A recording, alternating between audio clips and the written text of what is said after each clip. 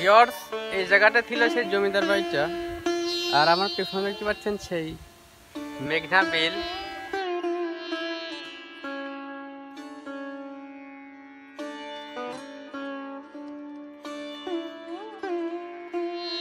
Viewers, আপনারা দেখতে পাচ্ছেন আমার পেছনে রয়েছে সেই জমিদার মানে সেই দিঘিটা।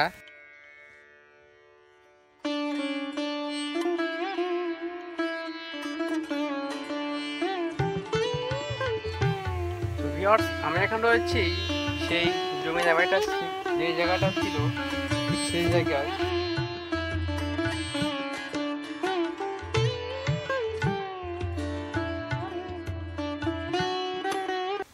হ্যালো ভিউয়ার্স, সুমন আমার নাম। নতুন নতুন জায়গায় ভিজিট করে আমার কাম। থাকি আমি মাছপাড়ায়, ঘুরি ফিরি গ্রাম পাড়ায়। তো আমি চলে আসলাম রাজবাড়ী জেলায়। ঘুরে ফিরে দেখছি রাজবাড়ী জেলা অনুসন্ধান করার চেষ্টা করছি রাজবাড়ী জেলা জুড়ে গ্রামগঞ্জে ছড়িয়ে ছিটিয়ে থাকা বিভিন্ন ঐতিহাসিক ও প্রত্নতাত্ত্বিক নিদর্শন। আমি আজকে চলে যাচ্ছি রাজবাড়ী জেলার পাংশা উপজেলার মেঘনা নামক গ্রামে। আর এই গ্রামে একটা জমিদার বাড়ি ছিল এক সময়, কিন্তু জমিদার বাড়িটা এখন আর নেই। কিন্তু জমিদারি আমলের সেই প্রাচীন দিঘি, ধান বাঁধানো ঘাট এবং আরো অনেক কিছু রয়েছে।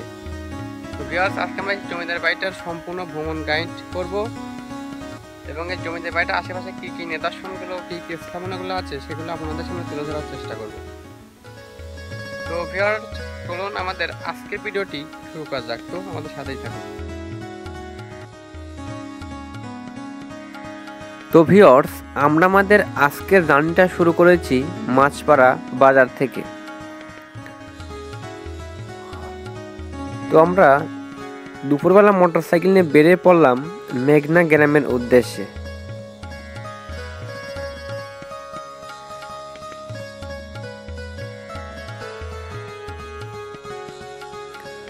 তো মোটরসাইকেল নিয়ে যেতে যেতে আপনারা দেখতে পাচ্ছেন গ্রামের প্রাকৃতিক মনোরম পরিবেশ এবং রাস্তার দুই পাশের অসম্ভব সুন্দর প্রাকৃতিক পরিবেশ দেখা যাচ্ছে। তো আমরা দুপুরবেলা মোটরসাইকেল নিয়ে চলে যাচ্ছি সেই প্রাকৃতিকের মাঝ দিয়ে। তো ভিউয়ার্স, আমরা প্রায় কাছাকাছি চলে আসছি। তো আর একটু এগুলেই আমরা চলে যাব মেঘনা গ্রামে এবং সেই প্রাচীন জমিদার বাড়ি আপনাদেরকে দেখানোর চেষ্টা করব। তো ভিউয়ার্স, আমাদের সাথেই থাকুন।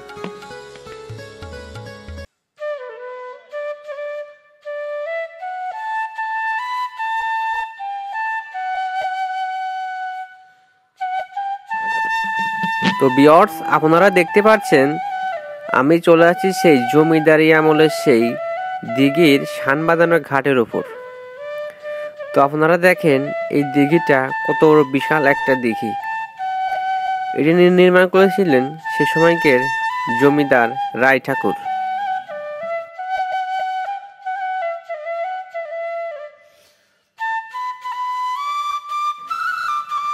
জমিদারি আমলে জমিদাররা সে সময় অনেক বড় বড় দিঘি খনন করতেন, যেই দিঘিতে জমিদারের পরিবার এবং প্রজা সাধারণ গোসল করতেন। মেঘনা গ্রামের জমিদাররাও হয়তো রুচিশীল ছিলেন। তাদের রুচিশীলতার নিদর্শন দিঘির পাড়ের এই শান বাঁধানো ঘাটটি, যা আজ কালের বিবর্তে পরিত্যক্ত। সে সময়কের এই দিঘিটা আরও কতটা সুন্দর এবং জাঁকজমকপূর্ণ ছিল তা কেবল শুধু সে সময়কের লোকজনই বলতে পারবে। তো ভিউয়ার্স, আপনারা দেখতে পাচ্ছেন এই দিঘির শান বাঁধানো ঘাটটি ভেঙে একদম ধ্বংসস্তূপে পরিণত হয়েছে। একসময় এই দিঘির ঘাটে জমিদার পরিবারের সাধারণ প্রজারা গোসল করতেন, কিন্তু আজ সেই দিঘির ঘাট একদম জরাজীর্ণ হয়ে ভেঙে একদম দিঘির পানিতে মিশে গেছে। তো ভিউয়ার্স,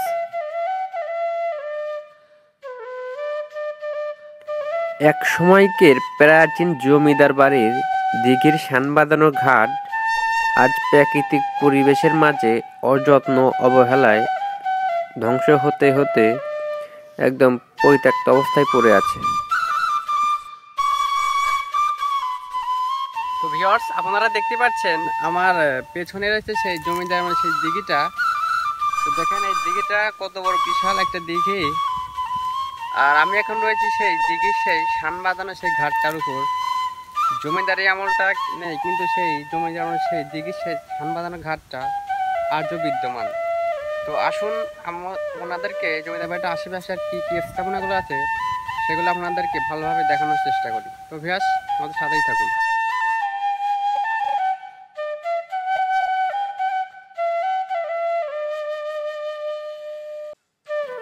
আমাদের দেশে অনেক জেলায় এরকম আনাচে কানাচে ছড়িয়ে ছিটিয়ে আছে অসংখ্য জমিদার বাড়ি, যে জমিদার বাড়িগুলোর নেই কোনো রক্ষণাবেক্ষণ। তো সেসব জমিদার বাড়িগুলো অযত্ন অবহেলায় নষ্ট হতে হতে একসময় ধ্বংস হতে হতে এই জমিদার বাড়ির মতো ধ্বংসস্তূপে পরিণত হচ্ছে। তো সেসব জমিদার বাড়িগুলো যদি সরকার সংরক্ষিত করে রাখতো, হয়তো দেশের পর্যটক স্থাপগুলো ভালো থাকতো।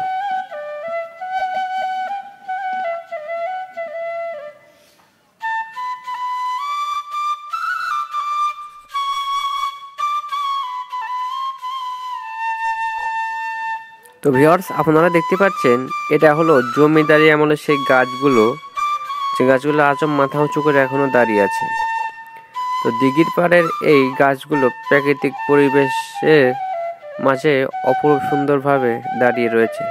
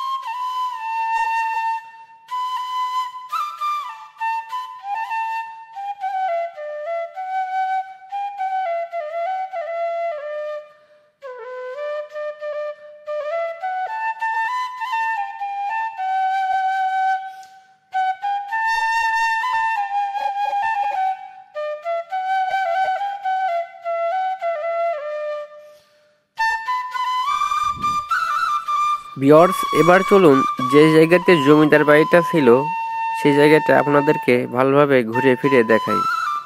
তো ভিউয়ার্স, চলুন যে জায়গায় জমিদার বাড়িটা ছিল সেই জায়গাটা ঘুরে ফিরে দেখা যাক।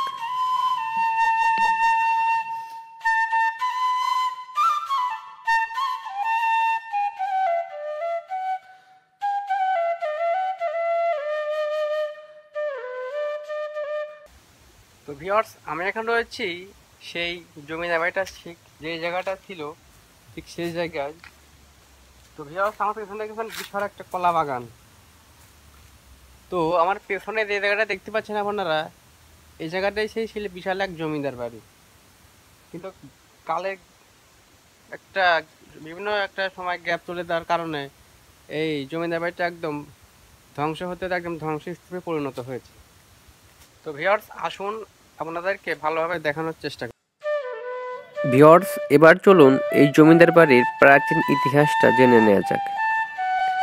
আজ থেকে প্রায় 200 বছর আগে রাজবাড়ী জেলার পাংশা উপজেলার মেঘনা গ্রামের জমিদার রায় ঠাকুরের হাত ধরে এই জমিদার বাড়ির গোড়াপত্তন হয়।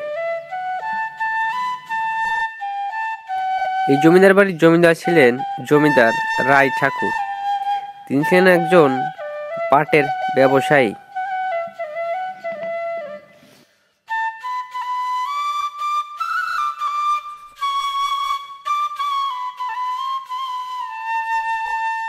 ভিউয়ার্স, আমার পেছনে দেখতে পাচ্ছেন কলা বাগানের ভিতরে একটা নারকেলের গাছ। তো এর থেকে বোঝা যায় যে এক সময় এই জায়গাটা একটা প্রাচীন জমিদার বাড়ি ছিল, কিন্তু একটা সময় গ্যাপ চলে যাওয়ার কারণে সেই জমিদার বাড়িটা একদম ধ্বংসস্তূপে পরিণত হয়েছে।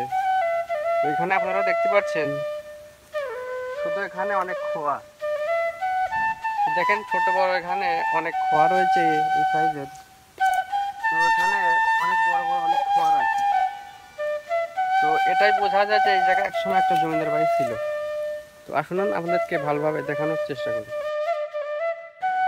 1862 সালে জমিদার রায় ঠাকুর তার পরিবার নিয়ে ভারত থেকে বাংলাদেশে আসেন এবং এই রাজবাড়ী জেলার পাংশা উপজেলার মেঘনা গ্রামের বাসিন্দা হন এবং জমিদারি কড়াই করে জমিদারি পরিচালনা করেন। সে সময় তার জমিদারি ছিল মেঘনা, মাঝপাড়া, ফুলবাড়িয়া, কালীতলা, বাবুপাড়া আরও অনেক এলাকা নিয়ে।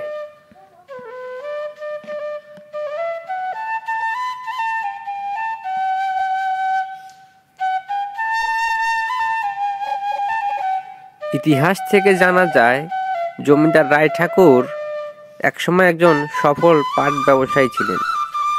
মেঘনা গ্রামে অনেক পাট উৎপাদন করে তিনি অনেক ধন সম্পদের মালিক হন এবং একটি সোনার নৌকো কেনেন। জানা যায় মেঘনা গ্রামে নৌকা বাইচের সময় তিনি সেই সোনার নৌকো নিয়ে মেঘনা বিলে নৌকা বাইচ দিতেন এবং একদিন রাতে তার বাড়ির পাশে কদম গাছ দিয়ে তার দোতলা বিল্ডিংয়ে উঠে তাকে গুলি করে হত্যা করে সোনার নৌকাটি নিয়ে যান ডাকাতেরা। তো সেখান থেকেই এই জমিদার বাড়িটি পরিত্যক্ত হয়ে পড়ে আছে এবং তার ছেলে মেয়েরাও এখান থেকে ভারতে পাড়ি জমান।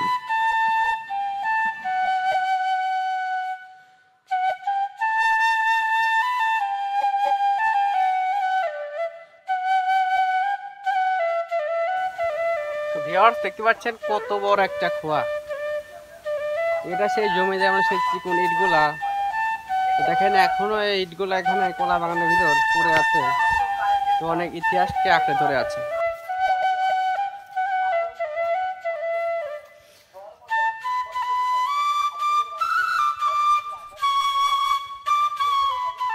তো ভিউয়ার্স এই জায়গাটা ছিল সেই জমিদার বাড়িটা।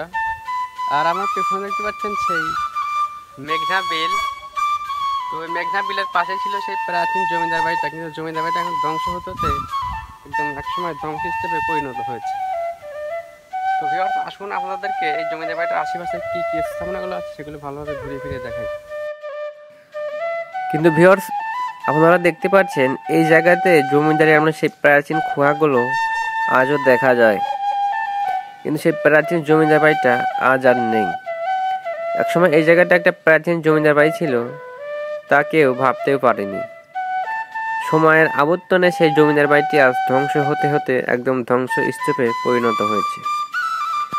জমিদারদের নিদর্শন বলতে এখন এই শানবাঁধর পুকুরের ঘাট আর এই উঁচু জায়গাতেই রয়েছে। তো ভিউয়ার্স আপনারা দেখেন সেই প্রাচীন বাড়িটি আজ ধ্বংস হতে হতে একদম ধ্বংস স্তূপে পরিণত হয়েছে। তো বাংলাদেশের প্রাচীন জমিদার বাড়িগুলো এরকম স্তূপে পরিণত হলে আমাদের আপনার মতো ইতিহাস প্রেমীদের মনটা আকৃষ্ট হয়ে যাওয়ার মতো।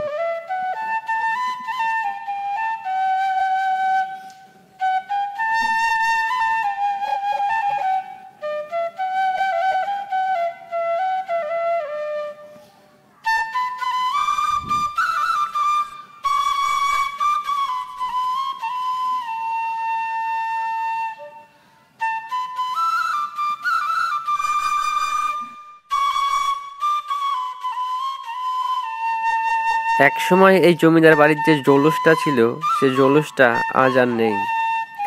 এই জমিদার বাড়িটি ধ্বংস হতে হতে একদম মাটির সাথে মিশে গেছে। আর জমিদার বাড়ির যে নিদর্শনগুলো ছিল সেগুলো একসময় মানুষেরা লুট করে নিয়ে যায়। এখন এই জমিদার বাড়ির এই শানবাঁধানোর দিঘির ঘাটটাই অবশিষ্ট রয়েছে। তো ভিউয়ার্স আমার আজকের ভিডিওটি এই পর্যন্ত। ভিডিওটি কেমন হচ্ছে অবশ্যই কমেন্ট করে সবাই জানাবেন। আর এরকম ভিডিও পেতে অবশ্যই আমার চ্যানেলটি সাবস্ক্রাইব করে আমাদের পাশেই থাকবেন। তো ভিউয়ার্স দেখা হবে পরবর্তী ভিডিওতে নতুন কোনো জায়গা নতুন কোনো ভিডিও নিয়ে।